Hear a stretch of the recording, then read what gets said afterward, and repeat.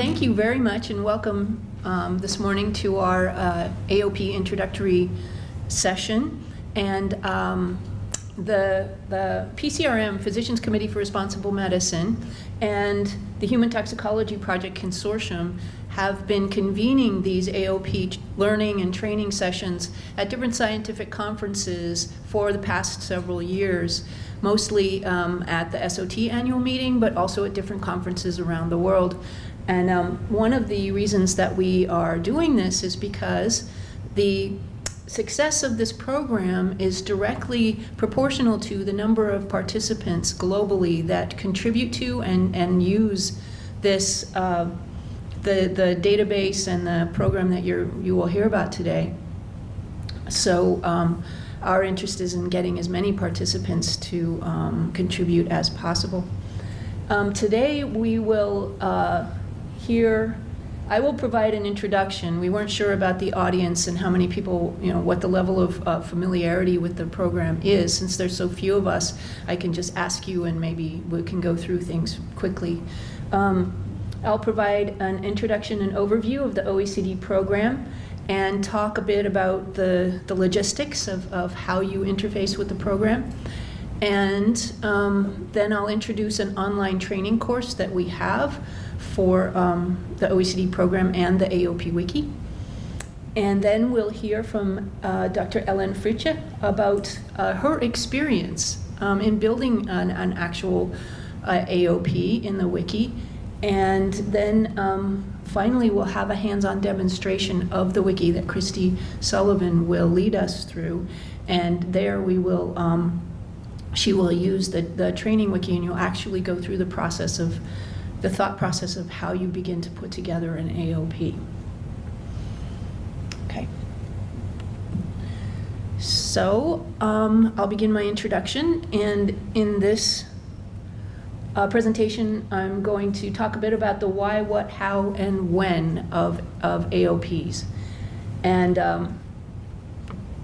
again, so I'll start at the very, very, very beginning. Everybody's really familiar by now with this report, which is now 10 years old, which I came from the National Academies of Sciences. The EPA asked them to, what they would do if they were going to design a program for assessing chemicals that was based on our current ability to do science.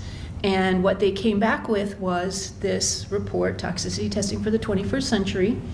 And in it describes a transformation of toxicity testing from a system based on whole animal testing to one founded primarily on in vitro methods that evaluate changes in biological processes, and based a lot on tests that assess critical mechanistic endpoints involved in the induction of overt toxic effects rather than the actual effects themselves. So this is more of it's a much faster, streamlined, and predictive science than the science that we're currently employing. Another impetus for development of the AOP program was the need to better use the data that we already have and the data that we're currently generating. So we need better access to data, and also better, more useful organization of data. Data that's published in PDFs or report summaries is really not that useful in terms of facilitating collaboration and crowdsourcing, avoiding duplicative efforts, integrating and analyzing the data, and also searching and machine reading. So that's another reason for creating a data or knowledge base like the one we're going to hear about. So adverse outcome pathways, the function of them is really to welcome. Come on in, I just got started with the introduction. So, and I know you guys are pretty familiar with this, so it's okay. So the purpose of the AOPs is really to link this upstream mechanistic information that we're getting from a lot of these new technologies to the adverse outcome pathways that we're used to using to regulate chemicals. Really, they're a practical solution for a practical problem. How do you use molecular understanding to make better decisions about chemical safety? So the AOPs link this upstream molecular information through the different levels of biological responses, the cellular response, organ response, up to the organism. And in the case of ecotox, they usually use population level information to make decisions. So more formally, the OECD has taken on this process as being central to organizing their chemical testing program.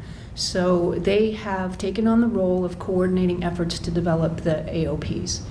And in their user handbook, they define AOPs as a concept. AOPs can be viewed as a sequence of events commencing with the initial interactions of a stressor.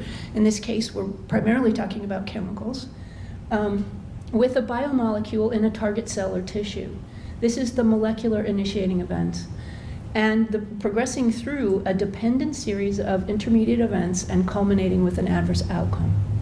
AOPs are typically represented sequentially, moving from one key event to another, as compensatory mechanisms are overcome. That's the formal definition. This is sort of how the data that is being generated fits in the AOP sequence.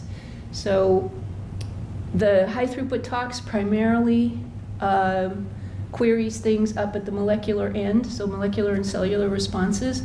Molecular toxicity data, now that can be any kind of in vitro, in vivo, epi studies for our cellular organ responses. And the guideline studies that we're used to seeing are primarily at the more toward the apical end, toward the adverse outcome end, as are most of the epidemiological studies. And okay, so now we'll get a little bit into the definitions of the formal AOP program. So this is shifting a little bit from the concept to the practicality of how it's being put together. So these are the essential elements of an AOP as defined in the OECD guidance. As I mentioned, there's the molecular initiating event, which is the initial point of chemical interaction in this case. There's the adverse outcome, which is the result of this interaction. And then there are the key events, the intervening key events in between. And the key events are changes in biological state that are measurable, and importantly, they're essential for progression. So if you took that key event away, you would stop the progression along the adverse outcome pathway. And then there are key event relationships, which are the connections between any two events. It's how these two events are related. We'll talk a lot more about these elements in the rest of the presentations. Okay, so how do you build an AOP? So you have a lot of information and you really want to put it in, contribute. Well, basically you can start anywhere along the pathway based on what you know and where your experience is in. But you want to gather all existing knowledge that you have about this process. You decide what the process is that you're looking at. And then you gather all the information and you evaluate and document the information. This is a very labor-intensive process, and when you start this, I think a lot of people underappreciate how much work this is. And we're going to hear a lot about that from Ellen, I think. But it's also incredibly important. And then you translate and capture this information as a pathway within the Aop Wiki software. The OECD is coordinating the creation of this knowledge base, and basically my thinking of what a knowledge base is something that takes data and turns the data into knowledge by relating it to other pieces of data. So this is a relational database, so a knowledge base. It consists of several different components. The main ones we're going to hear about today, well, the main one is the Aop Wiki. And then there are several other components that can feed into and use information from the wiki that we will not be talking about today. Okay. So for the Aop Wiki is an information storage, evaluation, and linkage database. It captures and organizes all information and supporting documentation for the key events and key event relationships for a particular pathway or any pathway. It also helps support OECD review and endorsement of AOPs, and I'll talk a tiny bit about that process. It collects quantitative information, but in a written form. So this database is not useful for computation, for computational modeling. There is another database that is better for that. But for the wiki, its purpose is to be able to collect and evaluate all of the supporting information in a more qualitative way. Effectipedia is another piece of software that's more able to deal with the quantitative information. This one is less well developed. The user interface is not quite as user-friendly, but they're working on it, and eventually the idea is to merge the Aop Wiki and Effectipedia, so you'll be dealing the user interfaces with one database. But for now, they're separate, and they have separate fields, and they do different things. Okay, the Aop Development Program is organized or administered sort of through two groups at the OECD. One is the Extended Advisory Group for Molecular Screening and Toxicogenomics. That's a huge mouthful. We usually call it EGMAST, but and then the other is the Task Force on Hazard Assessment. And the EGMAST group is tasked with providing the guidance and training and review. So it does the review. And the task force is more working on how AOPs can be used in the regulatory decision making. And that is coming to be called something called the Integrated Approaches to Testing and Assessment, and I will talk a bit about that at the end. Okay. Another element of the program is more informal, and this is the Society for Advancement of AOPs, and this is a group of people, anyone actually can join, who's interested in supporting AOPs. This came out of just a need for a group of people who are willing to provide sort of infrastructure and also promotional support for the AOP program. And it's not directly related to the OECD, although all of the members of the SAOP are also part of the EGMAST. It's another way for people to enter the Aop Wiki, so you don't have to formally become part of the OECD process if you want to more informally engage. It's a good way to start exploring the Aop Wiki and see how much information you have before you actually enter the formal process. Okay, so say you were interested in interacting with the wiki. There are really three levels of interaction with the wiki. One is everybody, and anybody can go to the wiki site. You can search in there. You can read any field. You can poke around and see what's in there. If you want to leave comments, if you want to start to interact with some of the authors of the AOPs, you will need an account, and you can request an account through either of the aopwiki.org or the saop.org. And the first level of access is simply to be able to leave comments. So you say you have something you want to tell one of the developers, you can say, oh, I think this actually does this instead of that. But if you want to actually start creating your own AOP and you want to actually modify the wiki, you request access the same way, but you should also express a familiarity with the wiki and a desire to build an AOP. So these are people who are a little more committed to the process. And you get a right access, an account with right access.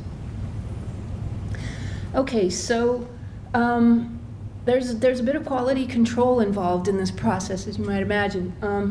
So the work process for development and review of AOPs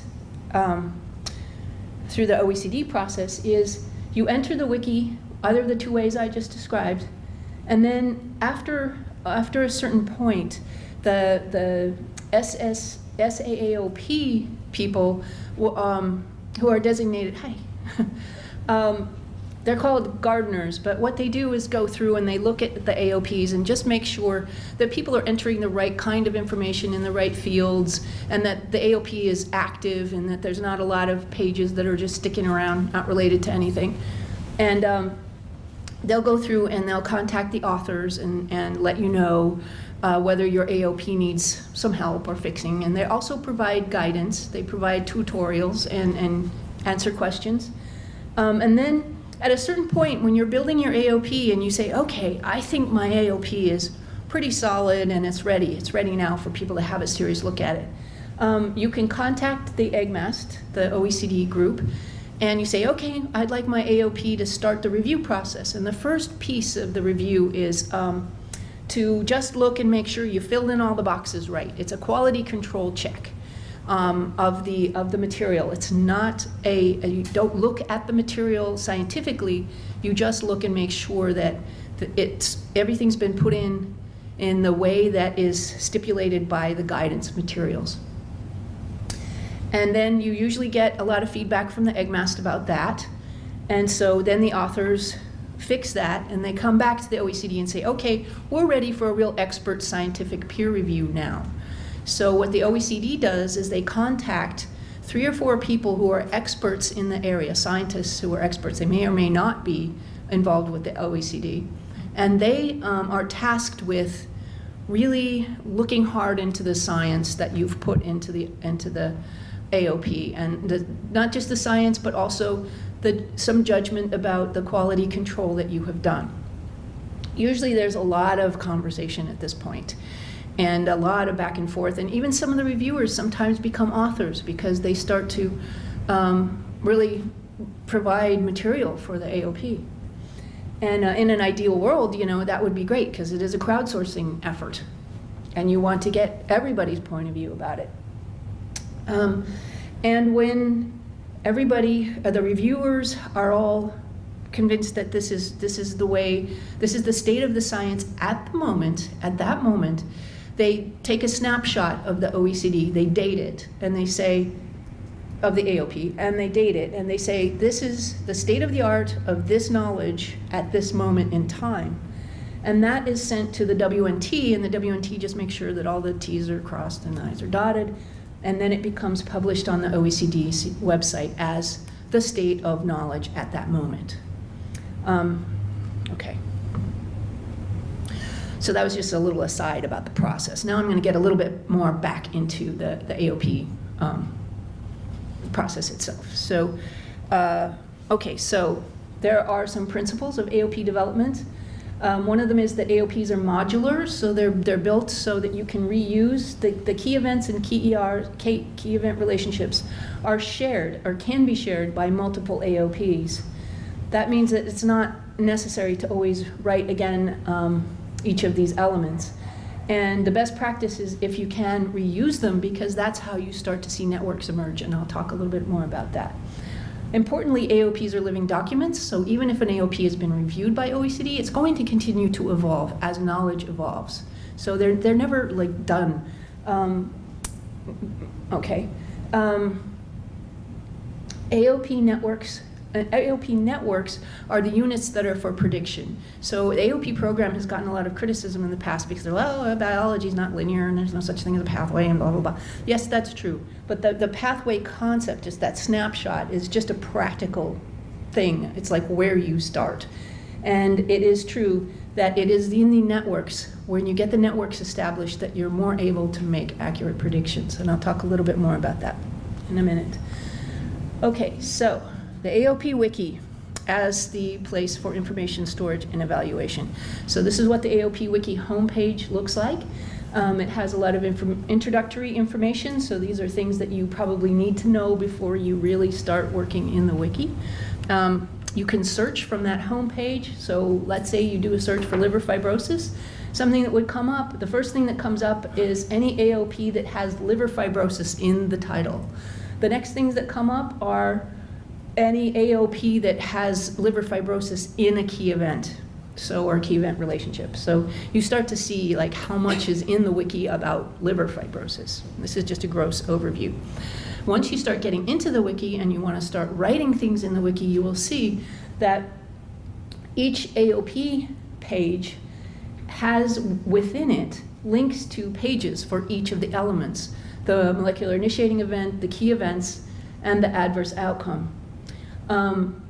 And each of these pages has different fields in it that collect all of the information that you know about that particular element. And in here, you can also add all of the substantiating references and things, in addition to just there are a lot of drop-down menus that allow you to just pull from things that already exist in the wiki. And that helps you also be consistent with your nomenclature. One of the big problems people have at this point is just following the guidance, because it's a little bit, prescriptive. So you have to learn the conventions. And then the key event relationship pages are unique in that this is where you start to have fields where you can enter information about the quality. So you start to actually look at, you start to assess the value of the information that you're putting in there. And these are really come from modified Bradford Hill considerations about biological plausibility, empirical support, inconsistencies, and also the quantitative understanding. So in these fields, you will be asked to address things like biological plausibility. And there's a lot of guidance, including the Aop handbook, which is currently being updated, to help you walk through how you make these determinations. So whether, high, moderate, low, for each one of these, there's a long description of how you decide that based on what information you have. Okay, so and just as an example, this is an AOP for alkylation of DNA leading to alkylation of DNA in male premeiotic germ cells leading to heritable mutations. Okay, this is how you would draw it probably if you were just a person.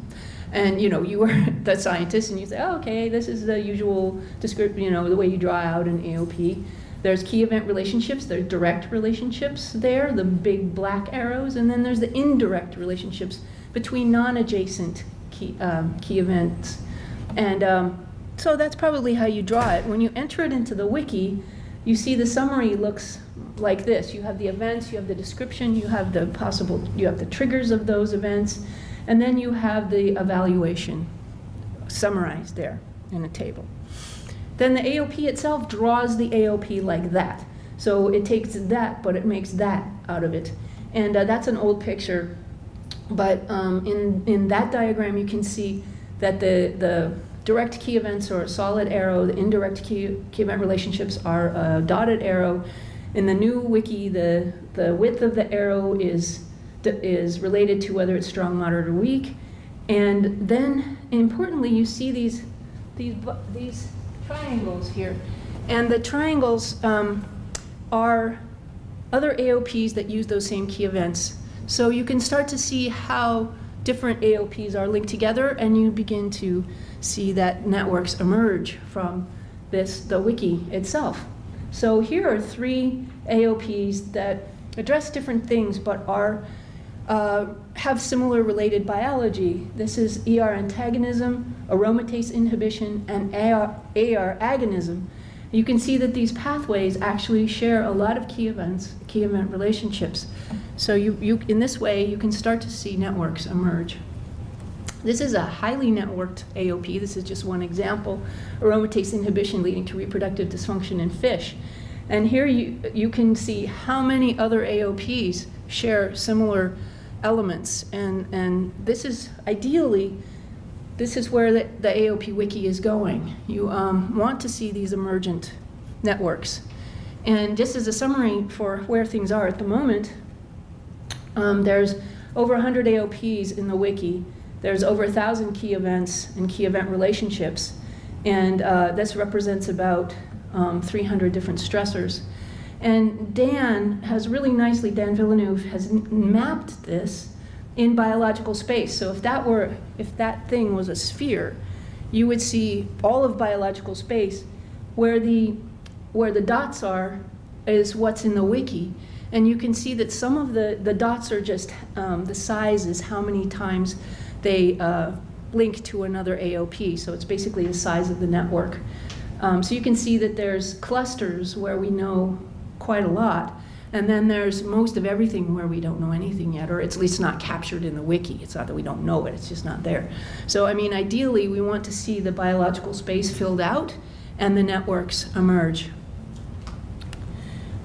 All right, so that's all I'm going to talk about really about the Aop Wiki itself, because we're going to hear so much more in a few minutes. And I have to really hurry. Okay, so I just wanted to introduce this online training course. The HTPC has created this course with a couple of really wonderful consultants, and there are two. It's free and available to everyone, and you can just download it or you can run it from the wiki. 2 volumes. One is the introduction and overview, which is basically what I've just said, except more. And it has nice little animations and links to exterior sources, so you can really get a lot of information. And then the second is an AOP training, an actual training that you go through and you really learn how to work with the wiki. You can download it right now. This is, I know, a very awkward URL, but it's the HTPC, it's a humantoxicologyproject.org site, so you can just go there and look for it. Or you can run it directly from the AOP Wiki.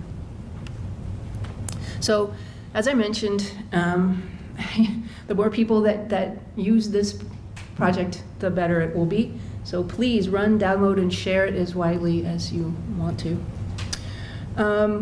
Okay, so I'm going to talk real quickly about the use of AOPs in hazard and risk assessment.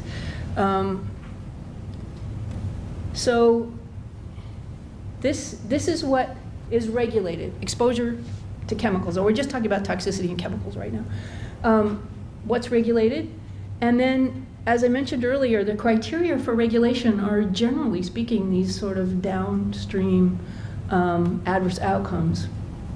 And that the AOPs sort of fit in between there to help you predict what's going to happen. The OECD is taking, well, the formal approach OECD is taking to the use of AOPs to support decision-making comes within the context of something they're calling integrated approaches to testing and assessment. Now, this is a very, very old concept. It's what regulators do all the time. It's what they've been doing since they really started doing it.